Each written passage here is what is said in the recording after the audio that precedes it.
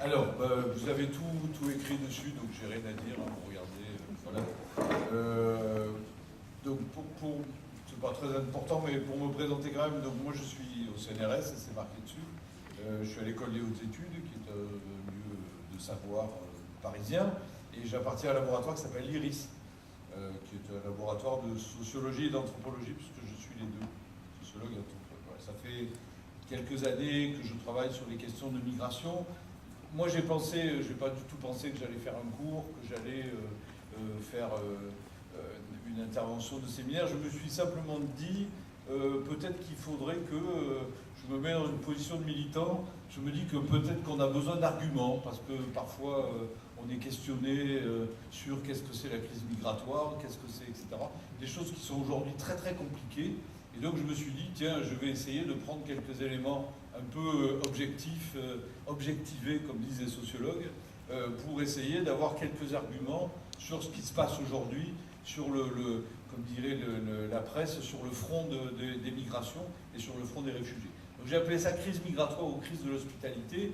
Vous imaginez que je peux enlever le point d'interrogation et que je peux enlever aussi la première partie, parce que je pense fondamentalement que ce que nous vivons, c'est une crise des dispositifs d'hospitalité, une crise de la solidarité, beaucoup plus une crise migratoire au sens démographique et quantitatif du terme. C'est ce que je vais essayer de vous montrer.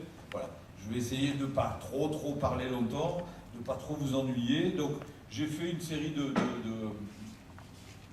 diapositives, je cherche le mot. J'ai fait une série de diapositives qui vous donnent des éléments. Donc voilà, vous pourrez pêcher au passage un certain nombre de choses que vous pourrez répercuter dans les chaumières et dans les bistrots, au comptoir surtout.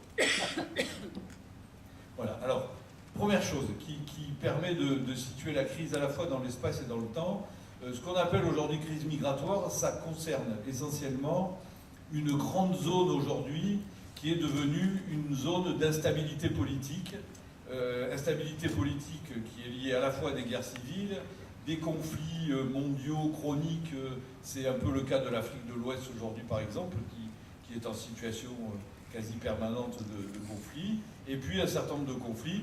Vous voyez très bien la liste que j'ai faite, certains conflits qui ont été déclenchés localement parce qu'ils ont été, qui sont liés à des guerres civiles, des problèmes internes, c'est le cas de l'Érythrée par exemple, de la Somalie, mais certains conflits qui ont été aussi déclenchés dans le cadre des recompositions. Alors, on ne va pas faire trop de géopolitique, mais des recompositions géopolitiques à laquelle on assiste dans cette zone. C'est très intéressant de voir par exemple aujourd'hui les négociations autour de la résolution de la crise syrienne. On s'aperçoit très bien aujourd'hui qu'on assiste à un basculement des équilibres. J'essaye de ne pas trop parler comme les politologues parce que ça m'énerve, mais je suis obligé de le faire. Donc on assiste à un basculement des équilibres géopolitiques et on s'aperçoit aujourd'hui que ni les Occidentaux, ni les Européens, ni les Américains sont aujourd'hui partie prenante de cette situation et que le conflit se règle entre les Turcs, les Russes et les Iraniens autour de la Syrie. Donc voilà, j'ai fait cette première diapositive pour dire que c'est d'abord une situation d'instabilité assez chronique qui est au point de départ des phénomènes auxquels on assiste. Voilà.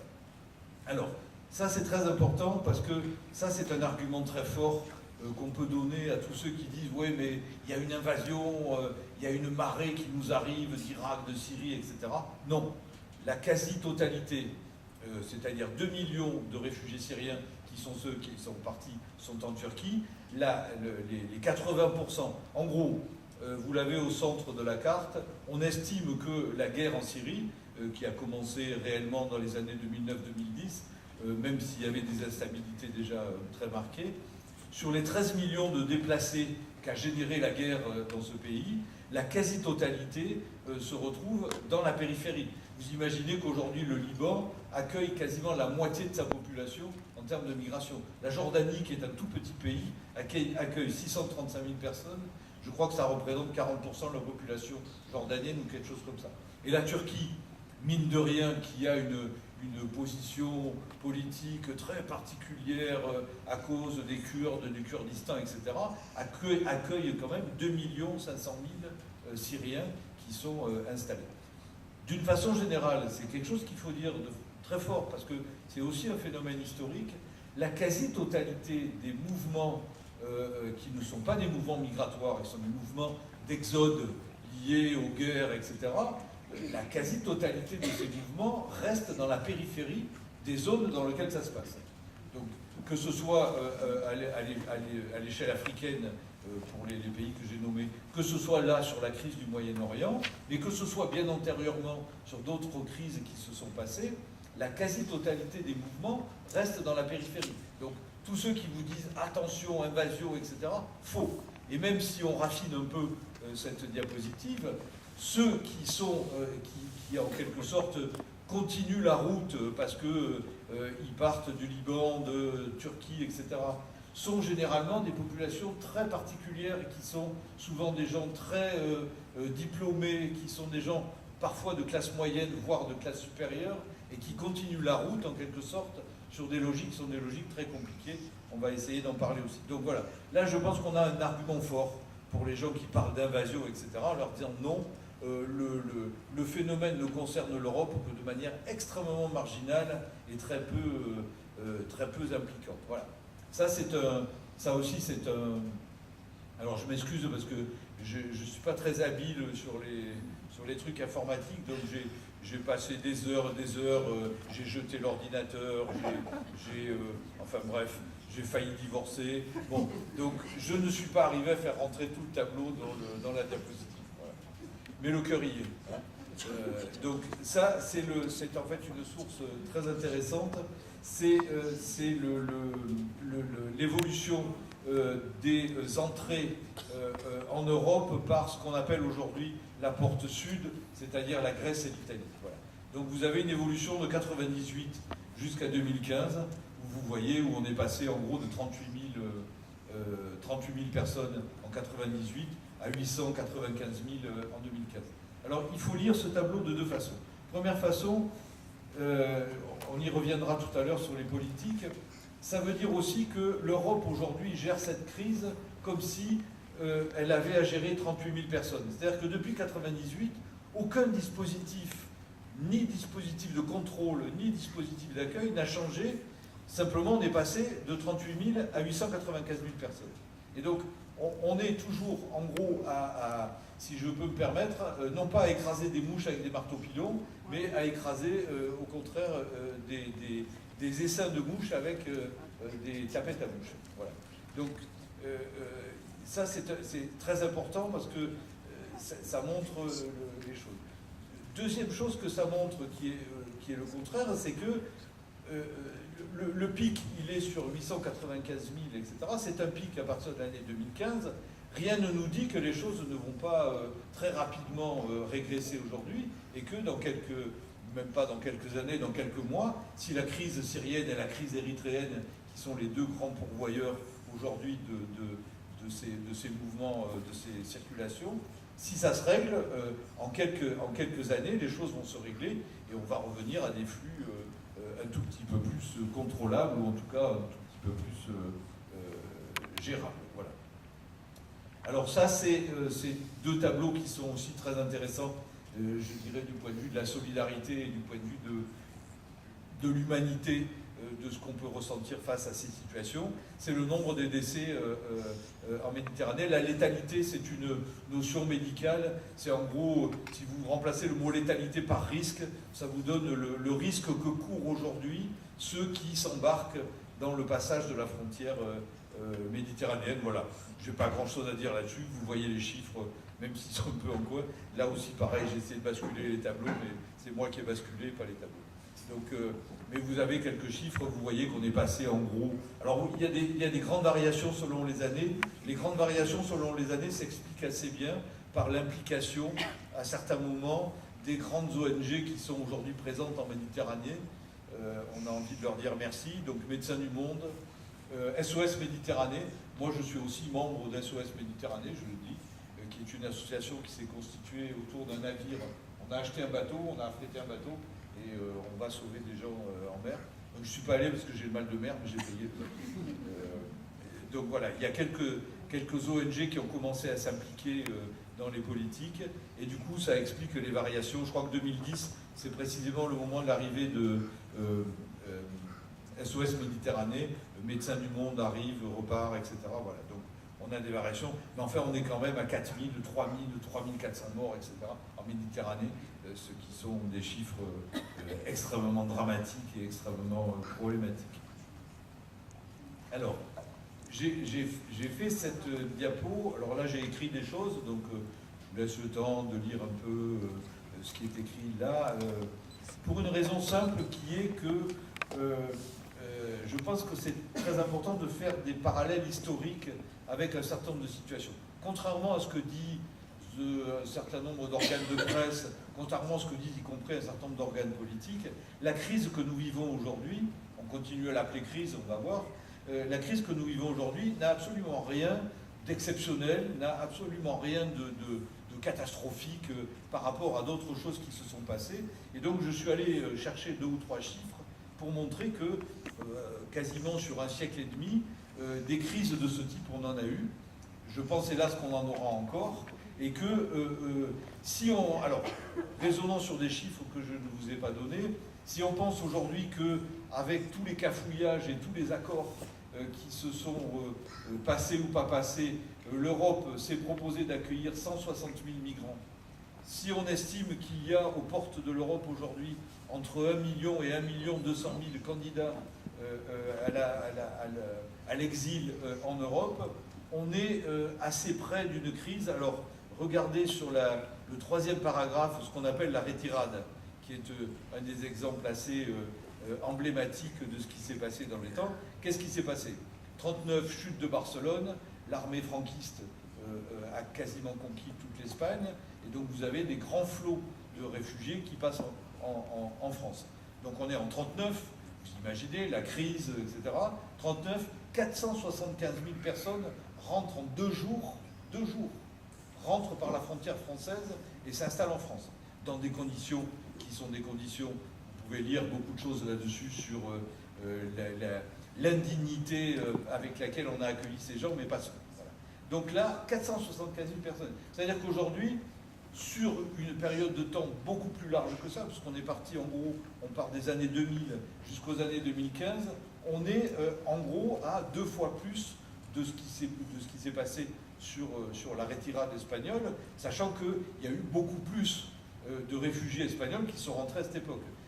Le chiffre de 475 000 concerne très précisément ce moment très dramatique des 15 derniers jours de janvier où une grande partie d'Espagnols rentrent en France. J'ai aussi fait mention de ce qu'a été l'arrivée des Arméniens, 100 000 personnes qui arrivent entre 1918 et 1930, donc on n'est pas sur ces chiffres, mais à une époque où précisément les conditions d'accueil, etc., sont très différentes de ce qu'on a vu aujourd'hui. Je me suis permis de mettre cette petite citation en me disant que si on connaissait parmi nous, parmi nos amis, un certain nombre d'Arméniens qui sont aujourd'hui devenus des gens tout à fait dignes d'être accueillis, etc. Je rappelais cette petite citation, ce que disait le maire de Marseille à l'époque, en 1923, annonçant que toutes les catastrophes allaient débarquer en France avec les Arméniens. Voilà, c'est une manière de faire un petit rappel historique sur le fait qu'on a souvent peur de choses qui n'ont pas à nous faire peur. Voilà, c'est une manière de rappel. En ce moment, sur Facebook, tourne en boucle une petite affiche qui était apposée dans les bars de Marseille dans les années 30 et qui disait « Interdit aux chiens et aux Italiens ». Voilà, ça donne aussi une petite idée des conditions dans lesquelles on accueille ou pas les choses. Voilà. J'ai rajouté aussi 2 ou 3 éléments d'histoire, parce que là aussi, il faut le rappeler.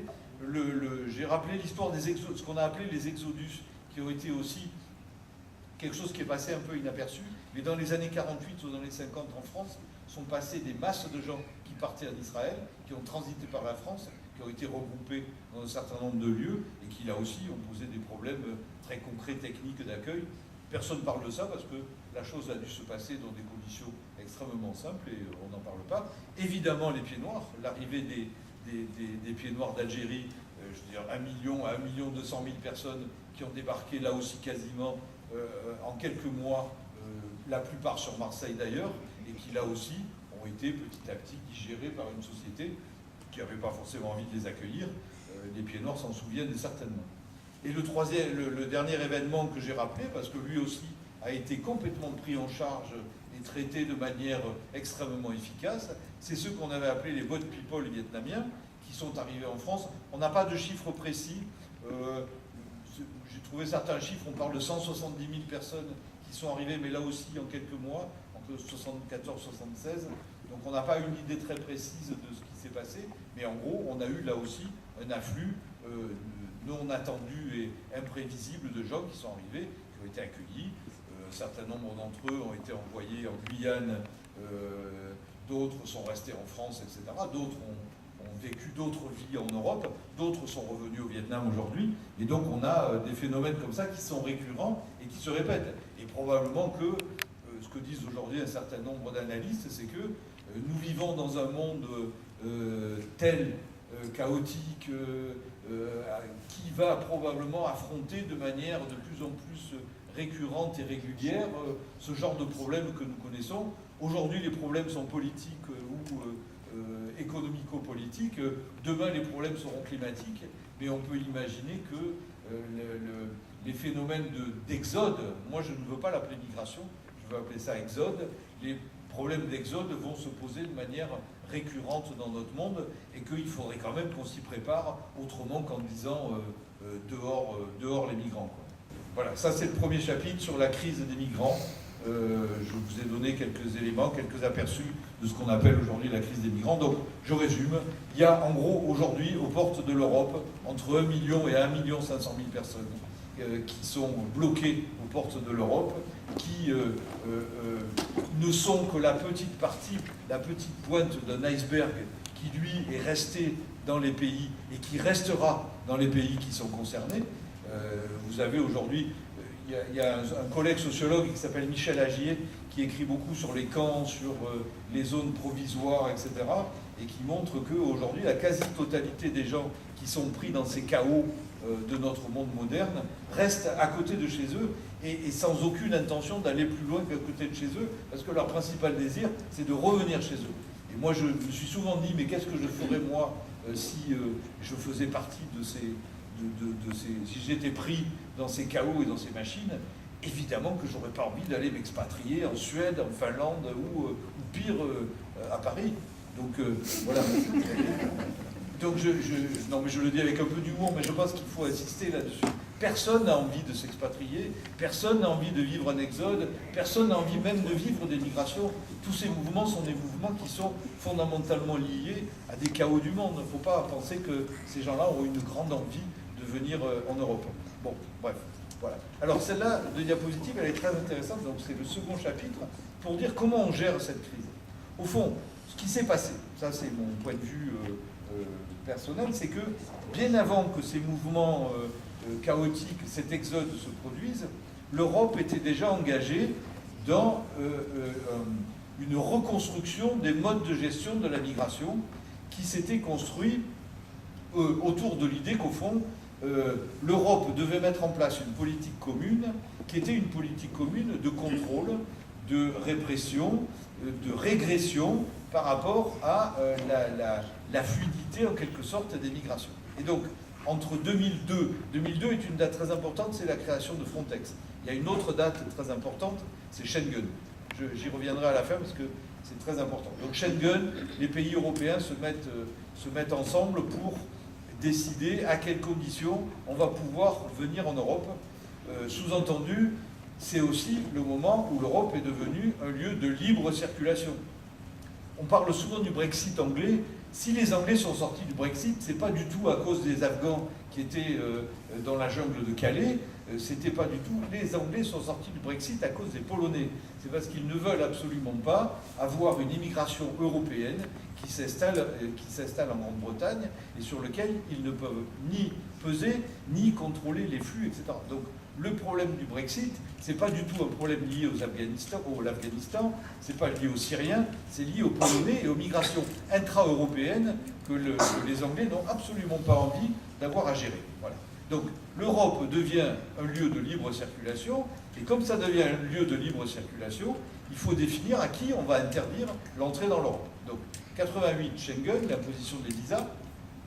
Je vous rappelle que jusqu'en 88, les Marocains, les Algériens et les Tunisiens venaient librement en France sur des accords qui étaient de vieux accords politiques, puisque je crois qu'avec l'Algérie, par exemple, on a de vieilles histoires, de vieilles relations, il me semble, je crois avoir compris ça. Donc, tout ce monde-là rentrait très librement en Europe sur des modes de circulation. 88, les visas, on ferme l'Europe. 2002, Frontex. Frontex, c'est quoi? Frontex, c'est la velléité, parce que ça ne marche pas très bien, ça ratatouille et ça coûte cher. Mais c'est la velléité de mettre en place une police européenne qui soit capable de contrôler la quasi-totalité des frontières externes de l'Europe. Ça ne marche pas parce que ça coûte très cher, et ça ne marche pas parce que Frontex repose sur des accords politiques avec les pays qui sont les pays frontaliers et à qui l'Europe aimerait bien faire gérer son problème de migration. Moi, j'ai travaillé beaucoup au Maroc, j'ai vécu au Maroc une dizaine d'années. L'Europe aimerait bien, par exemple, que le Maroc gère tout le problème de la migration. Alors, ils appellent ça subsaharien, mais on pourrait appeler ça africain. Toute la migration africaine qui remonte par le Maroc vers l'Europe, l'Europe aimerait bien que le Maroc s'en occupe. Ce à quoi les Marocains disent non, nous, on ne va pas s'en occuper, ce n'est pas notre problème, c'est le vôtre. Une des conséquences de ça, c'est très concrètement ce que je vous ai mis là en photo, très mauvaise photo, je m'excuse, c'est l'entrée de Ceuta. Alors, on parle beaucoup aujourd'hui du mur.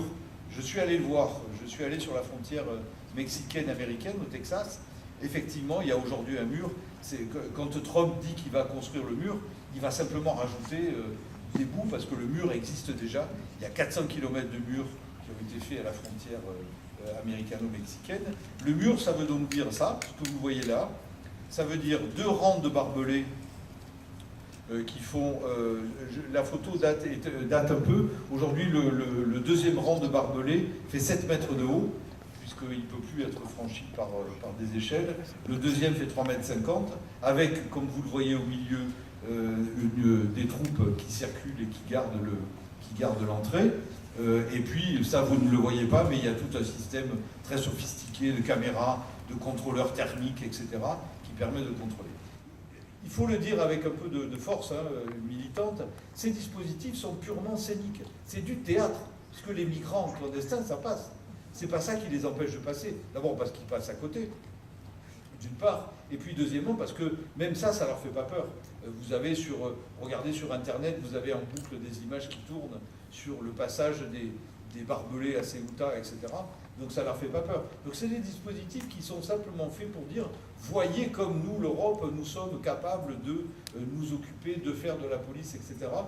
Voilà, c'est un peu des grands moulinets de bras que fait la police européenne et qui sont véritablement dérisoires. Le problème de ces dispositifs, c'est que quand la crise migratoire est arrivée, c'est ces dispositifs-là avec lesquels on prétendait s'en occuper. Rappelez-vous du tableau que je vous ai montré tout à l'heure. 35 000 personnes, 850 000. Donc, tous ces dispositifs qui permettaient d'empêcher les gens de passer, qui contrôlaient les visas, etc., ont été complètement débordés par le flux d'arrivants. Mais ce n'est pas parce que le flux est important, c'est parce qu'encore une fois, l'hospitalité était en crise. C'est-à-dire qu'on n'avait pas imaginé une seule seconde que nous aurions à organiser quelque chose de dispositif d'accueil, d'hospitalité, pour prendre en charge, non pas des migrants, mais de l'exode. Donc ce qu'on gérait, c'était des migrants qui passaient, etc.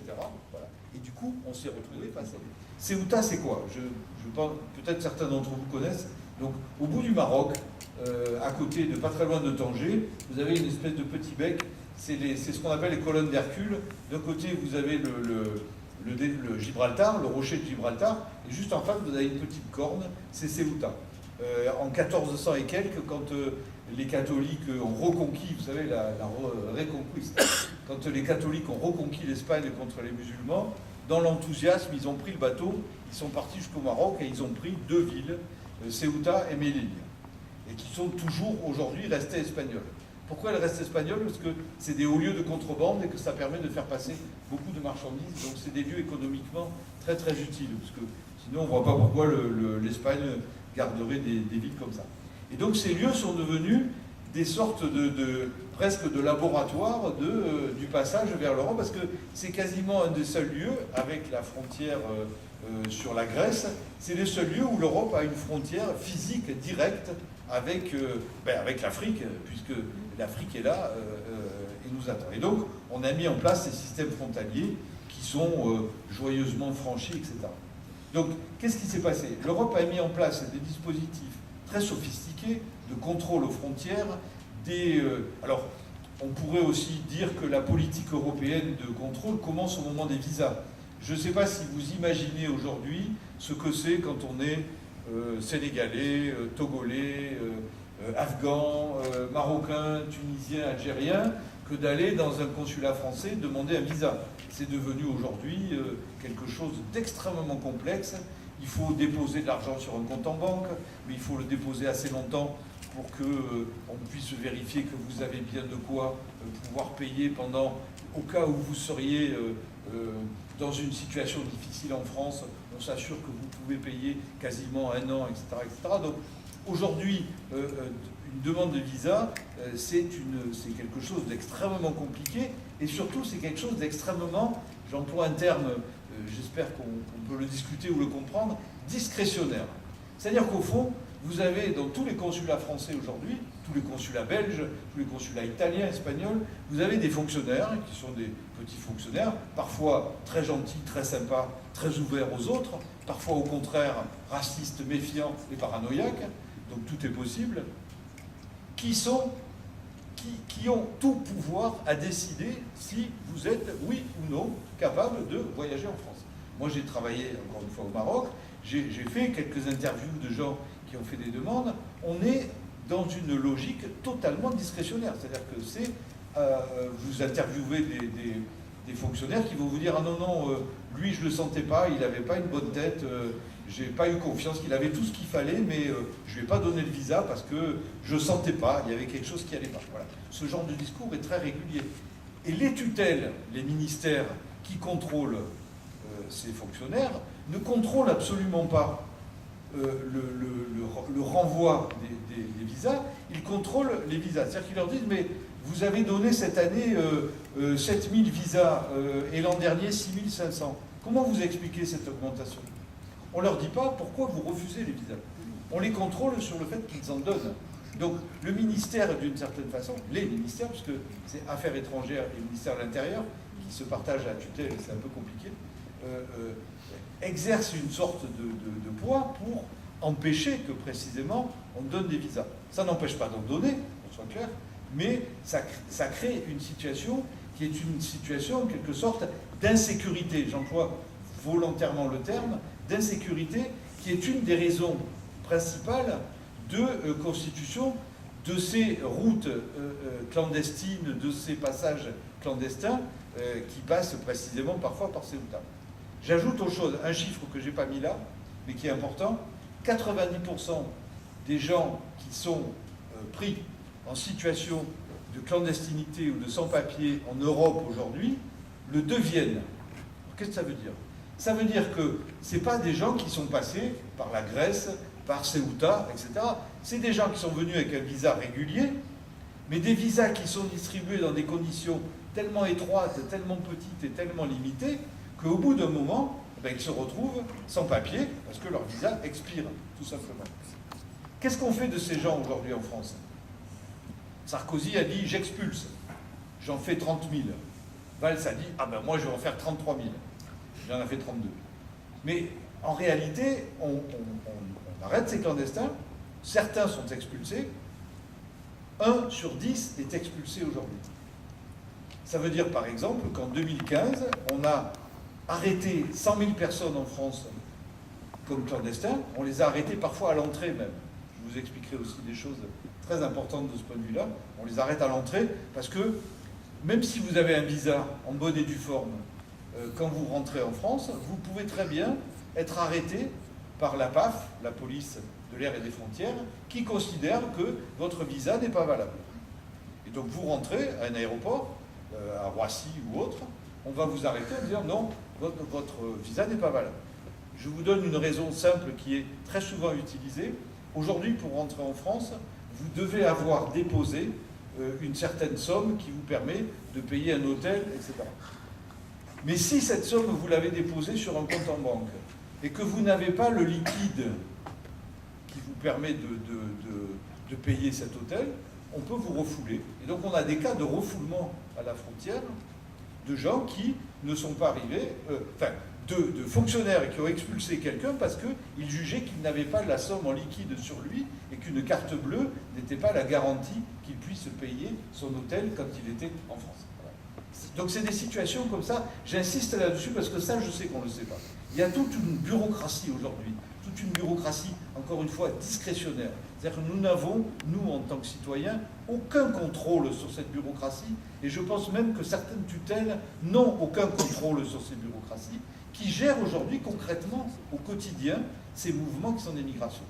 Qu'est-ce qu'on fait de ces gens quand on les arrête? 100 000 personnes en France qui ont été arrêtées. Une partie, on les expulse, de préférence avec des caméras de télé et qui vont permettre de montrer qu'on expulse. 1 sur 10. Ça veut dire que 9 autres, on les relâche dans la nature. Et aujourd'hui, ils sont une force de travail très utilisée. Nous avons, avec mes étudiants, nous avons travaillé l'an dernier à Paris. À Paris, vous avez des agences d'intérim qui vous donnent des faux papiers pour aller travailler quand vous êtes un clandestin. L'affaire a été portée à la connaissance du public parce que 2 Africains se sont présentés sur un chantier avec les mêmes papiers. Et donc, du coup, ça a alerté le contremaître qui, voilà, ils avaient le même nom, les mêmes papiers qui leur avaient été donnés par l'agence d'intérim qui permettent donc à des employeurs d'employer des clandestins, etc. Donc, nous sommes en train de former, comme ça, sans le dire et très tranquillement, une nouvelle main-d'œuvre, un nouveau prolétariat, corvéable, évidemment pas de droits sociaux, évidemment pas de droit d'accès à la sécurité sociale, etc. Tout ça au nom de contrôle de la migration, etc. Ce que je dis pour la France vaut pour la Belgique, ça vaut pour les États-Unis. Trump nous fait rire. 11 millions de clandestins aujourd'hui aux États-Unis. Mais qu'est-ce que ça veut dire 11 millions de clandestins? Ça ne veut pas dire des gens qui se cachent, qui sont dans les soutes de... Ça veut dire des gens qui sont pompistes, ça veut dire des gens... Moi, je suis allé travailler au Texas, vous avez la quasi-totalité des main-d'œuvre au Texas sont des Mexicains. 11 millions de clandestins aux États-Unis, 10 millions de Mexicains. Ils travaillent, ils sont dans les restaurants, dans les hôtels, ils sont dans le BTP, ils sont dans les stations-service, etc. Mais qu'est-ce que ça veut dire? Ça veut dire que vous avez aujourd'hui aux États-Unis des gens qui vivent aux États-Unis depuis 10, 15 ans, qui se font choper parce qu'ils ont un défaut de permis, ils ont brûlé un feu rouge, parce qu'ils ont bu un coup de trop et qu'ils sont à 3,6 g au lieu d'être à 3,5 g, parce qu'ils se sont battus dans la rue, ils ont fait un esclandre, etc. On les prend, on les ramène au Mexique. Donc vous avez des gens qui vivent aujourd'hui aux États-Unis, 10, 15 ans, femmes, enfants, qui payent des impôts. Les clandestins payent des impôts aux États-Unis et qui sont tout d'un coup refoulés sans qu'on leur dise quoi que ce soit, qui sont refoulés dans leur... Voilà. Je dis ça parce que on a l'impression que c'est quelque chose d'un modèle vers lequel tendrait l'Europe. Donc il faut voir les choses sous 2 angles. Premier angle, c'est les grands discours sur l'invasion, etc. La réalité dont on ne parle pas, c'est petit à petit se développe autour de la clandestinité un nouveau prolétariat qui est bien utile dans un certain nombre de domaines, restauration, hôtellerie, BTP. Voilà. C'est les 3 grands secteurs, plus un 4e secteur qui est très important, parce que là, pour le coup, ça pose des questions. En Italie, on les appelle les badantes. Je ne sais pas comment en France, je n'arrive pas à trouver un mot équivalent pour badante. C'est ce qu'on appelle les auxiliaires de vie, femmes de ménage, etc., hommes de service. Tous ces services aujourd'hui à la personne qui sont en Italie à 80% occupés par des migrants, la quasi-totalité clandestine. Alors vous avez des filières là-dessus, je vais passer là-dessus pour ne pas être trop long, mais vous avez des filières clandestines, albanaises, philippines, etc., qui passent par le Liban notamment. Le Liban est très organisateur des filières pour ces gens-là. C'est des gens qui n'ont aucune visibilité, aucune, évidemment, protection, et qui vivent dans les familles pour s'occuper des personnes âgées, pour s'occuper des enfants, pour s'occuper du ménage, etc., etc. Là aussi, nouvelle domesticité. On est en train de réinventer quelque chose qu'on a supprimé au XIXe siècle, et qui est la domesticité, dans son sens le plus, j'ai envie de dire, le plus féodal du terme. C'est un phénomène qu'on voit en Italie, en Espagne, en France, on commence à le voir, à Paris notamment, chez un certain nombre de familles de la bourgeoisie, on voit apparaître ce phénomène des badantes. Voilà. Je vous ai mis un tableau ici, alors je ne sais pas si vous arrivez à lire, il est lui aussi très intéressant, c'est la proportion de migrants dans un certain nombre de pays européens. Voilà. C'est très intéressant pour montrer, d'une part, qu'il n'y a pas le feu au lac et qu'il n'y a vraiment pas de quoi s'énerver sur ces questions-là. Hein. La France est quelque part 1, 2, 3, 4, 5, 6, 7, 8, 8e en partant de ma droite. Donc c'est là. En partant du plus petit, voilà, on va dire comme ça. En partant du plus petit, la France est le 8e. Voilà. Avec quelque chose comme un peu moins de 10% d'immigrés aujourd'hui en France. Le pays qui contient le plus... 5%, pardon. Ouais, c'est vrai, c'est le trait des sexes, parce que j'ai pas les bonnes lunettes, alors il faut que je regarde comme ça. Une ville comme Marseille, c'est très intéressant, une ville comme Marseille aujourd'hui est à 10% de migrants. Marseille est la 12e ville de France pour le nombre d'immigrés. Derrière Paris, derrière Toulouse, derrière Lyon, etc. Pourquoi? Simplement parce qu'il n'y a pas de travail à Marseille. S'il y en avait, on le saurait. Hein, je veux dire. Donc, il n'y a pas de travail, il n'y a pas d'immigration. L'immigration est un phénomène qui est totalement lié au travail. La preuve, 40% d'immigrés au Luxembourg, parce qu'il y a du boulot au Luxembourg. Et parce que la plupart des Luxembourgeois sont des banquiers qui sont occupés au CAC 40. Pour travailler, il faut des gens qui travaillent. Le pays qui aujourd'hui accueille le plus de migration, d'immigrés, c'est alors je ne sais plus si c'est Abu Dhabi ou le Qatar, mais on est à 80% de migrants dans la population. Aucun problème, ça se gère très bien. C'est 80% de la population? Oui, 80% de la population. Qatar, la France, on est à 5%. C'est ça 5 ou 7, hein, je crois que c'est 7 plutôt. Mais bon, voilà. Donc ça, c'est pour dire qu'il y a vraiment deux réalités. C'est là où il faut être très clair sur les choses. Il y a une réalité qui est celle de l'exode, dont on a parlé, qui concerne encore une fois 1 million de personnes qui sont prises dans la tourmente du Moyen-Orient aujourd'hui, pour lesquelles il serait très facile de mettre en place des dispositifs d'accueil, des dispositifs provisoires d'accueil, de secours, etc. Et on a de l'autre côté la réalité, j'ai envie de dire pépère, des migrations qui est liée à la situation économique des pays et qui fait que, en gros, en Europe, on va de entre 5 et 10, 12%. Vous voyez, c'est très intéressant. Les deux pays qui ont l'air d'être un peu au-dessus de la moyenne, c'est Malte et le Luxembourg, Malte qui n'est pas du tout un lieu d'accueil, mais qui est aussi un lieu de finance, un lieu de sièges sociaux, etc. Et le Luxembourg. Donc qu'est-ce que ça veut dire? Ça veut dire très clairement ce que je vous disais tout à l'heure, l'émergence de ces nouvelles domesticités, l'émergence de nouveaux prolétariats. L'immigration est au cœur de ces problèmes. Voilà. Ça c'est un autre tableau très intéressant. Vous avez, si jamais vous avez envie d'aller voir ces tableaux, vous avez en France une institution qui s'appelle l'INED, l'Institut National d'Études Démographie, qui publie très régulièrement un certain nombre de données sur les migrations, sur la situation de l'immigration, etc. Ça, ce tableau est très intéressant. Alors ça, c'est un tableau français qui montre quoi? Qui montre la part des différentes origines à l'intérieur, donc, de la population migrante en France. Qu'est-ce que ça veut dire très concrètement? Ça veut dire que la grosse partie verte, vert clair, vert amande, ça veut dire qu'aujourd'hui, une grande partie, 38,5% des migrants installés en France sont des Européens, tout simplement, qui sont arrivés après l'ouverture des frontières en 2002. La part des subsahariens, c'est-à-dire de l'Afrique subsaharienne moins le Maghreb, c'est 12%. Donc il faut se remettre les choses en tête, toutes ces grandes discussions, tous ces grands délires sur, y compris, pourquoi pas, sur l'Afrique, sur l'invasion, etc., concernent ce tout petit quart du fromage qui est en dessous, qui concerne 12% de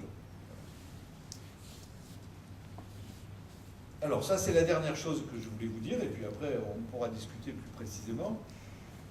Ensuite, il faut remettre les choses à leur place, encore une fois, réagrandir la focale.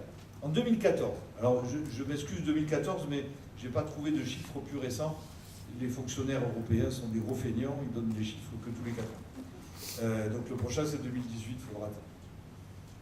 2014, les pays européens signataires des accords de Schengen ont distribué 17 millions de visas à des étrangers.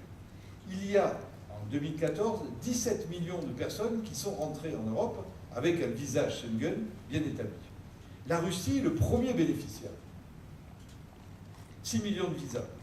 La Chine, 1,8 million, l'Ukraine, 1,3 million, etc. 434 000 Marocains ont eu un visa pour venir en France en 2014. Voilà. Les 3 pays, Maghreb, Algérie, je vous dirai pourquoi j'ai pris ces 3 pays, qui sont les, je peux le dire maintenant, qui sont les pays historiques de la vieille migration, une des plus vieilles migrations actives. Les migrations, c'est un peu comme les volcans. Il y a des migrations qui sont inactives, qui deviennent inactives, et d'autres qui sont actives, parce qu'elles continuent à produire de la migration. La migration italienne en France, la migration espagnole en France, elles sont quasiment inactives aujourd'hui. Il y a de moins en moins d'Espagnols et de moins en moins d'Italiens qui migrent, quoique, moi je le vois très concrètement à l'école à Paris aujourd'hui, il y a une migration italienne qui repart, parce que les conditions de la crise et de l'université en Italie sont telles qu'on a ce qu'on appelle une fuite des cerveaux. Moi, j'ai un séminaire où j'ai une trentaine d'étudiants. Sur la trentaine d'étudiants, j'en ai 15 italiens. C'est quel genre de visa? Pardon? C'est des visas touristiques. Ça, c'est des visas. Alors, moi, j'ai pris la totalité des visas, puisqu'on n'a pas, de précision. L'essentiel sont ce qu'on appelle des visas touristiques. Oui. Donc l'essentiel de ceux qui sont là sont des visas touristiques, qui sont des visas sur 4 jours, je crois, ou enfin bon, c'est négociable. Et puis donc inclut les 2 principales raisons qui sont aujourd'hui les 2 principales raisons de migration, qui sont d'un côté le regroupement familial, puisque c'est la première raison de migration aujourd'hui, qui est acceptée. Repensez à ce que je vous disais sur la bureaucratie, le discrétionnaire, etc. Donc aujourd'hui, la première raison qui est acceptée de demande de visa, c'est le regroupement familial.